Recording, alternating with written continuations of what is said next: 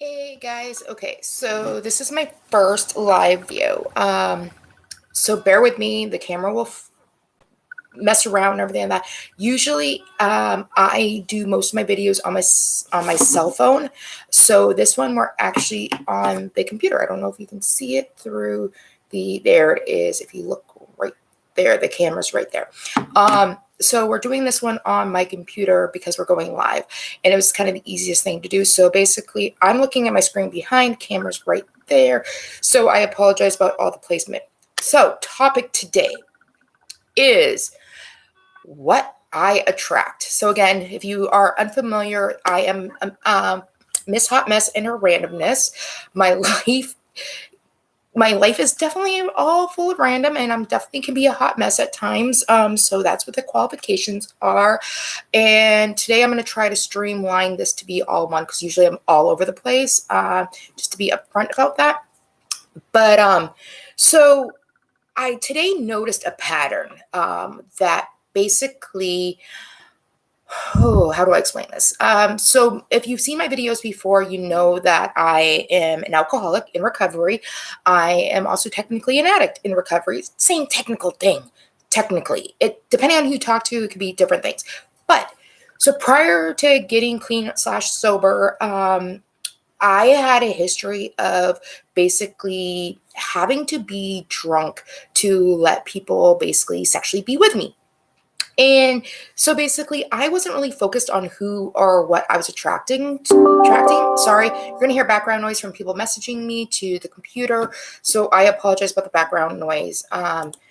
So basically, since I got sober and clean, I've realized I have a pattern of what I attract to me. And I don't always like it. At first, it was kind of like, ooh, yay, maybe I can save them. Can't. I freaking can't save anybody. I can't save myself. I can't save you.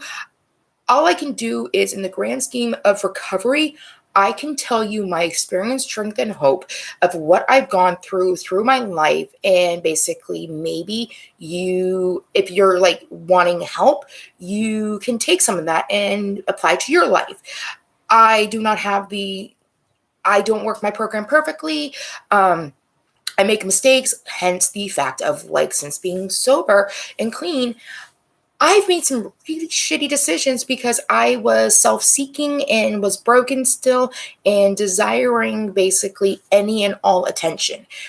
With that, I was attracting either mainly active alcoholics or alcoholics who were also trying to get better but weren't utilizing the program.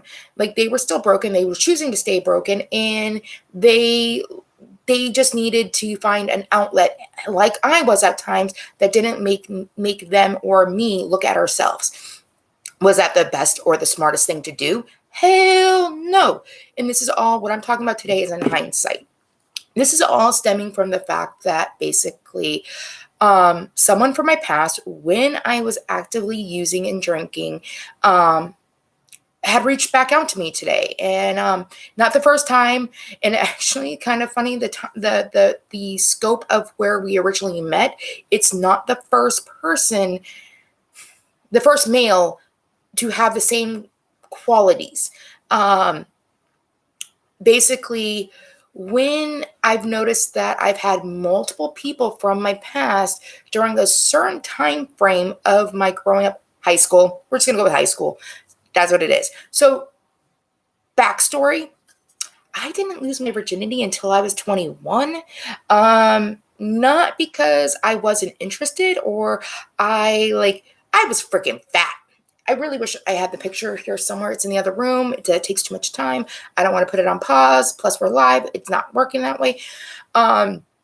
So I was husky in high school. I weighed 190, no muscle. I was definitely plump. I think I was like a size 38 in men's pants. I was a size like 14, 16. I was definitely husky. I didn't even think I was all that and everything. And yes, there's people that are into thick girls and stuff like that.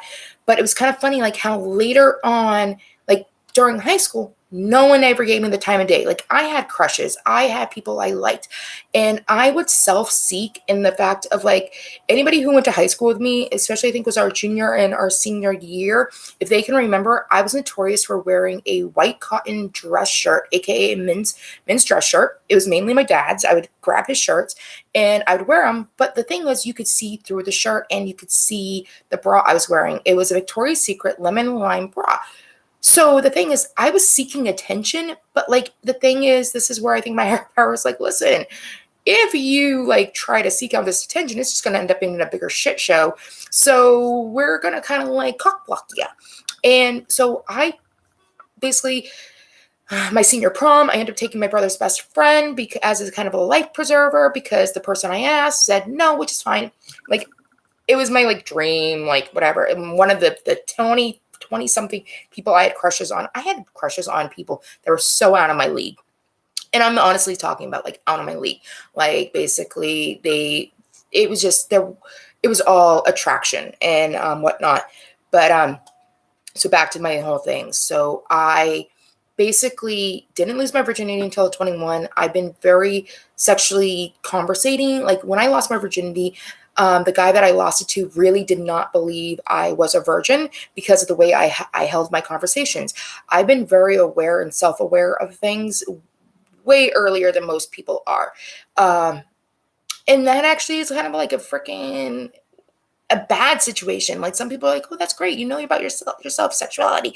Yeah, but it can hit like literally be shooting yourself in the foot.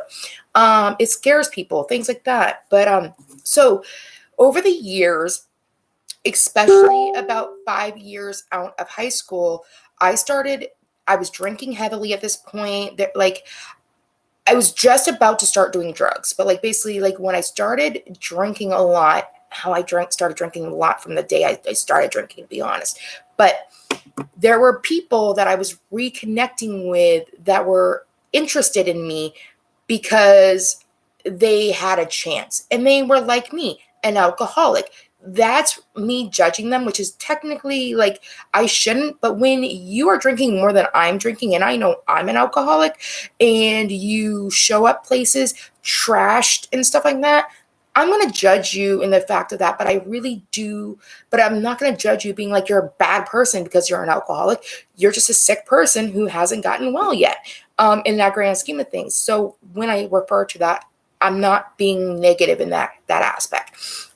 So like I started having these high school conquests, meaning that back when I was in high school, no guy was really paying attention to me, at least not where they told me or showed anything like that. And so now several years have passed and now I'm getting like the literally the popular guys that are like paying attention to me and like basically we're hooking up and stuff. And but mind you, we're all trashed. We're all literally trashed. And so there was no real validation. There was no real meaningful of anything.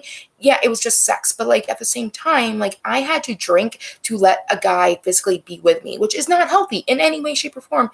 And this is things I can see in hindsight. During that time, I so did not think that. Like I thought it was normal. Like I was just living a life, all this stuff. And so like in hindsight, there have been a handful of gentlemen who have reached out to me over the years who have wanted to literally pursue something, but not a relationship. Literally just want to get into my vagina.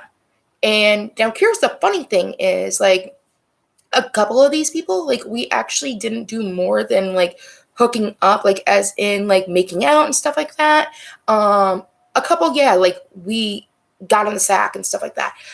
And I really do not like throwing out like my vagina's all that awesome because I really don't think so. Like I'm just a normal person, and whatnot. But the big situation is the fact that like when you have multiple people like seeking you out and like it kind of like messes with my ego being like, oh, I must be all that. I'm not. I'm not. I gotta remind myself. Literally, I am another female with a vagina, and so this was a conversation, and I'm just going to be honest. I don't need to give the person's name because that doesn't need to be said. But hold on a second. I got to go into my conversations. So basically, unfortunately, I'm having a conversation with someone who has openly told me that they have a drinking problem, that and whatnot, and they are very persistent because it's hilarious, and I'm being whatever about it, but so um, literally the conversation is like, we should have sex. No, never had it and everything like that, and but where is it? Oh, so one of the statements is that that they claim that we have unfinished business because we never actually had sex. We just literally made out. And I go, unfinished business would have to take place with the people that we were then. I am definitely nowhere close to the person I was 15 years ago. Also, basically, he's they made a statement, let's have a flashback. I go, back then I had to be drunk to be sexually with a guy. Sorry, I don't care how fabulous you say your dick is.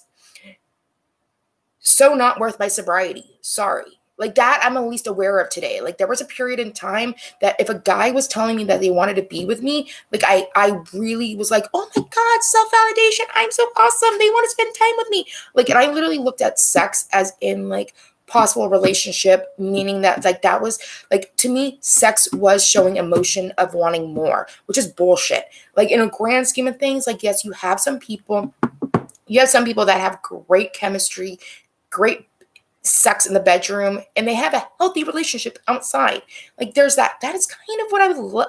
That is my ideal situation, that I have a great relationship in the bedroom and a great relationship outside the bedroom.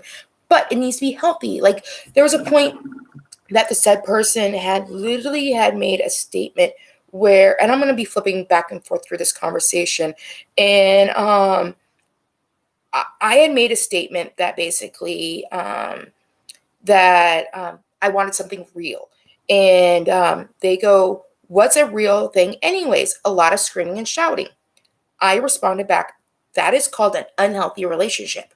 Like that is something I've also realized that like maybe it's because I'm 40 years old. Maybe it's because I've watched shitty relationships happen, not only with my family, my loved ones, but like with other friends and things like that. That freaking shouting and fighting is not a healthy relationship. Like communication is a huge factor in a healthy relationship, and it's not just in a boyfriend, girlfriend, husband, wife, like husband, wife, whatever domestic relationship. It's in all aspects of life. If you want a healthy relationship with another human being, you have to actually be able to communicate with each other, not like distance each other, like not go into a shell, like hide and stuff like that.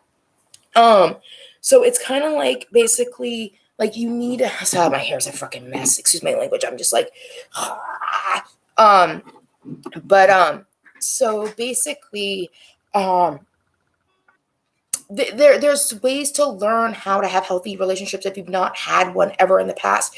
Like, so one of the blessings I've had in my lovely 40 years of my life is that there have been periods of time that I've had to go through therapy. Some kind of recommended by certain people, and some that I've actually like chosen to do over the years because I know therapy in the grand scheme of things helps me. When I have when I have the correct therapist to help guide me and stuff like that. Um, Therapy is really beneficial if it's utilized properly, and sometimes even just having conversations like I've talked about before.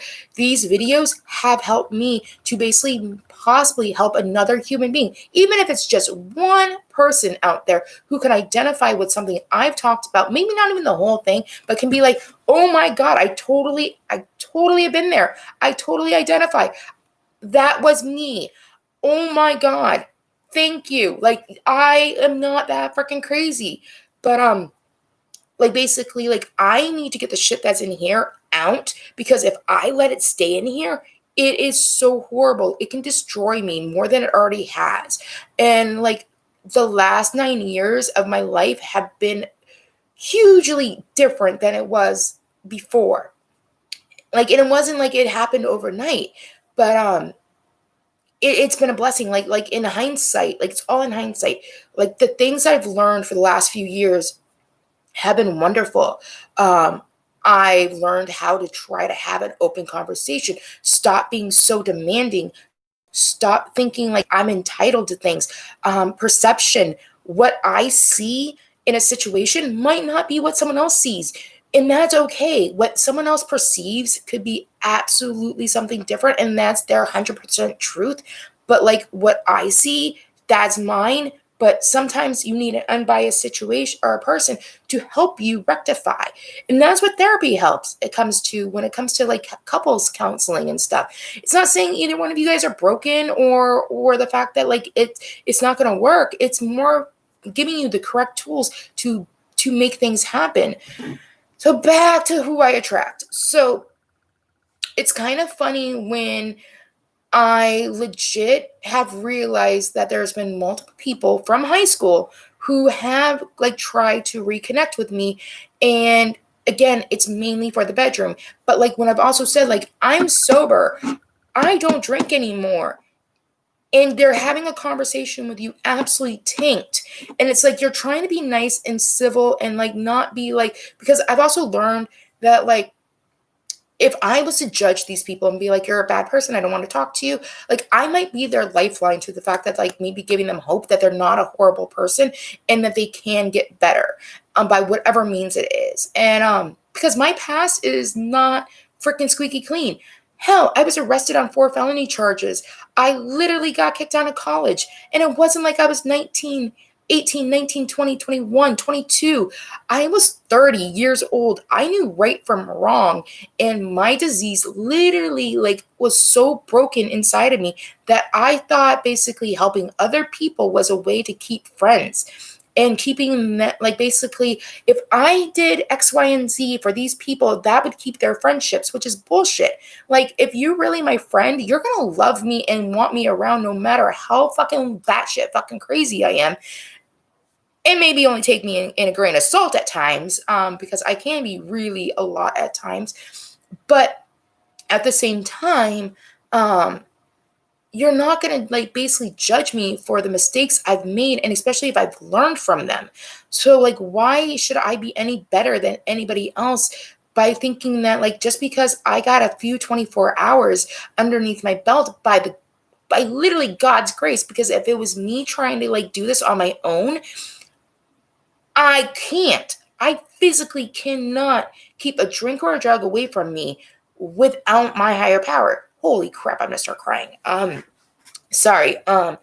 Like I've realized these things that like basically I can't do this alone. I've had to let people know what's going on with me, hence these videos, letting people know like how broken I am, that like maybe if I follow their suggestions or follow what they've done, maybe I might be a better person than I was 11 years ago.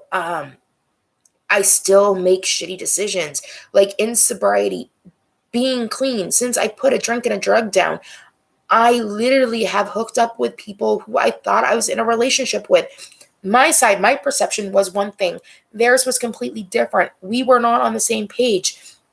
I've been burnt by other alcoholics. And I say this because I met them I met them during recovery. They were attempting to work their own program. We were both so broken that we didn't know.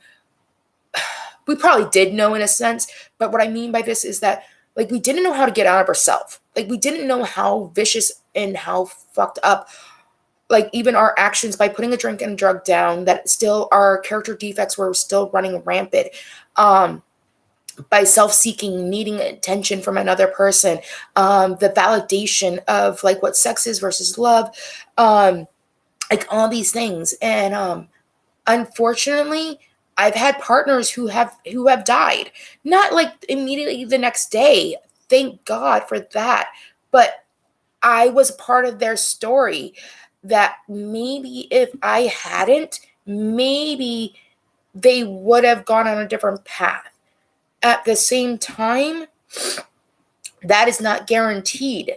I don't know. I can't sit there and be like, I'm the reason, because I don't know. And it's just one of those things. But I can say that I'm really, really grateful today that I am still sober. I'm still riding on the same run that I came in on the first day that I put the last thing, which was a drink, down. My sobriety date is August 21st, 2011. The last day I did drugs that were not prescribed to me. And taking them as prescribed was literally the day I was arrested, is what I say, because I think the night before I might have still been on pot the morning that I got arrested. So October 14th, 2010 is what I say for the last date of me doing drugs. At that point, it was ecstasy and pot. Literally December 27th will literally be 15 years since I put meth down. I did that for 14 months.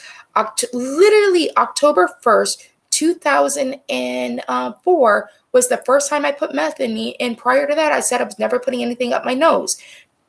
This disease is so vicious that like it doesn't matter. Like I can put the lines in the sand and I eventually cross them. But by God's grace, there were certain dates that certain things happened, not by my will. Like I still was around people and things like that. But like that's all in a whole nother story.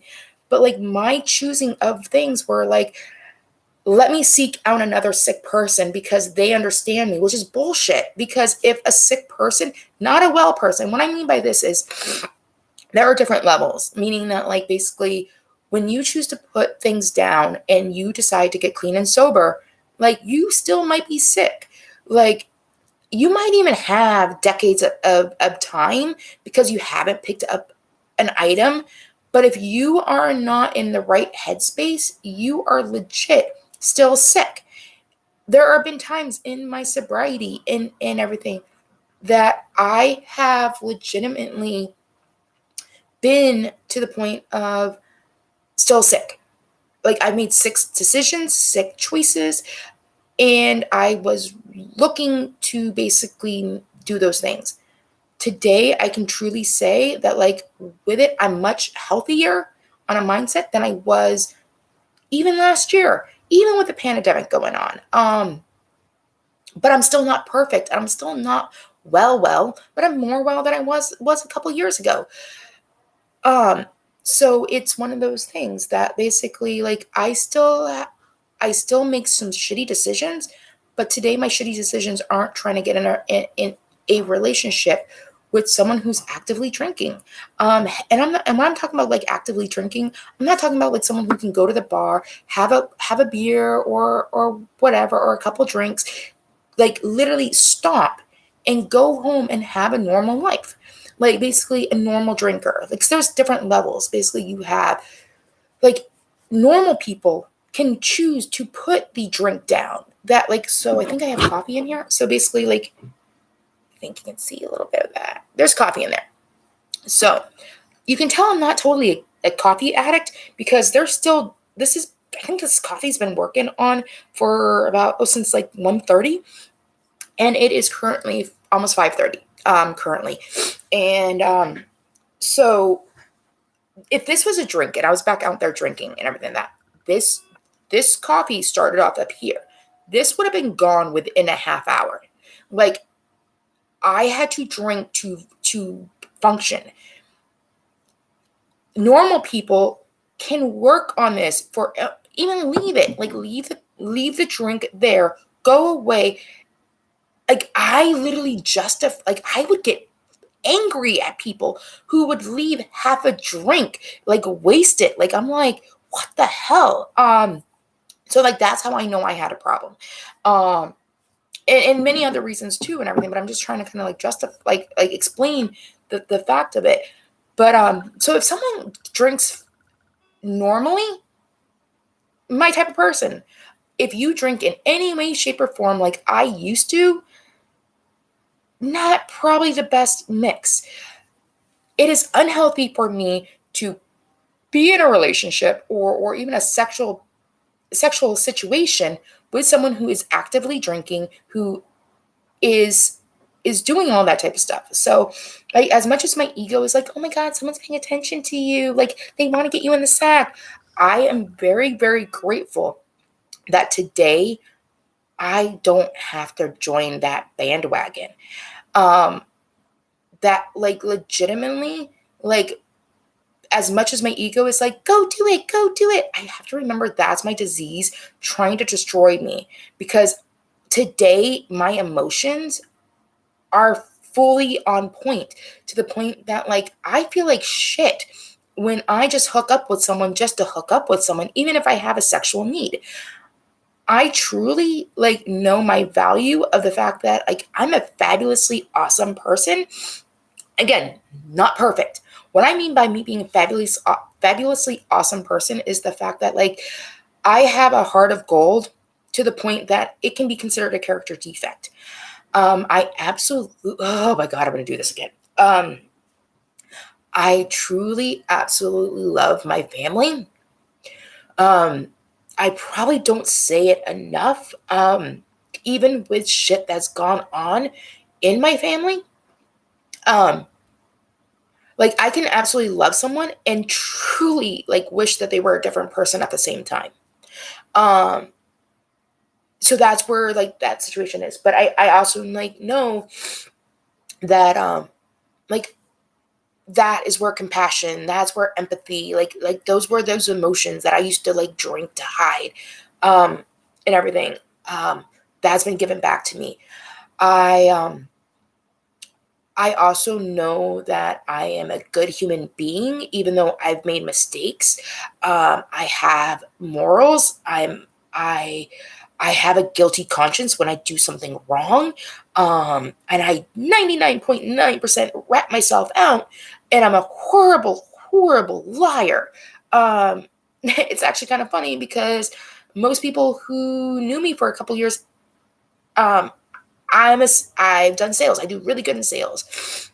And in the particular market that I was working in, it was a highly competitive area, which I was really good at, but I didn't have to lie to my customers to make sales. I was very honest, sometimes honest to a fault, to the point that I had mechanics that were pissed off at me because I walked myself out of a sale, but because the person didn't need it right at this moment. But I'd rather have a customer be happy at me because I was able to service their vehicle as they needed for their pocketbook, and then be able to come back when they could. Because I've been in that situation where financially I might not have been able to afford all the work on my car, but I knew I needed it, but I eventually would get it done. But I didn't need to be raked over the coals for it. Um, so yeah. Also, like I, I'm, I'm just a good like I'm not. I want to say I'm a good person. I've already said that a few times. What I mean by that is that like I'm good to the point that I know I'm not perfect. I'm broken at times, but I'm trying to fix myself. I have my hurdles. Um, and that's what's really cool about everything is that in hindsight, like I know that two broken people can't fix each other. In the grand scheme of the things that usually you need someone who has more experience or more tools than a broken person to fix another broken person. Um, but I can be a support system for someone. Um, just like I have many of those that I am notorious for pushing them away, but that's something I'm trying to work on. So it's kind of funny. Like if you haven't watched these videos before, go back, like watch. Like my honesty, I clockblock myself in my own honesty. Oh, so with that, I so last week I had my IUD taken out, and because at some point I would like to be a mom. Don't know if that's gonna fully happen, but an IUD kind of prevents that from happening and whatnot. Um, so basically, I had my IUD taken out, and so I literally had told this person's asking in the beginning. This was in the beginning of the conversation. He had basically said that he wanted to have sex. Literally, the whole conversation, which is over an hour long, he's still trying to get the whole having sex thing. But so I figured I'd cock block myself. It didn't work. So I just have to go back. Do do do do do. Sorry, guys. I apologize. I think that okay. I gotta love when you're trying to find something, but you're trying to go. I apologize. Okay. Okay. So this was a conversation. Can we fuck? LOL. Laugh out loud. Christmas fuck. LOL. I mean, only if you're okay with the possibility of being a dad in the end, dot, dot, dot. Okay, I'm trying to get pregnant, dot, dot, dot. Don't even have to stick around if you don't want. Literally, the response was, okay. And then my response was, because I was like, shit, fuck. Not what I was hoping for. I probably shouldn't have said if you don't want to stick around. I should have been like, you're going to be a dad. So I literally responded back with going, really, in the grand scheme of things, I cannot. In a way, if I got pregnant, you could claim later down the road you were not in a clear mind and all this legal stuff. Plus, have you really been regretting we did not do more than fool around 15 years ago this whole time? Like, I'm at least aware. Like, I know like where they're going at. So like, I'm very grateful that I'm not jumping on a cock just to validate myself. I'm grateful that I can be aware of my past situations and what I was attracted and what I'm like. This person is not a bad person. They're just a sick person. They need to get better.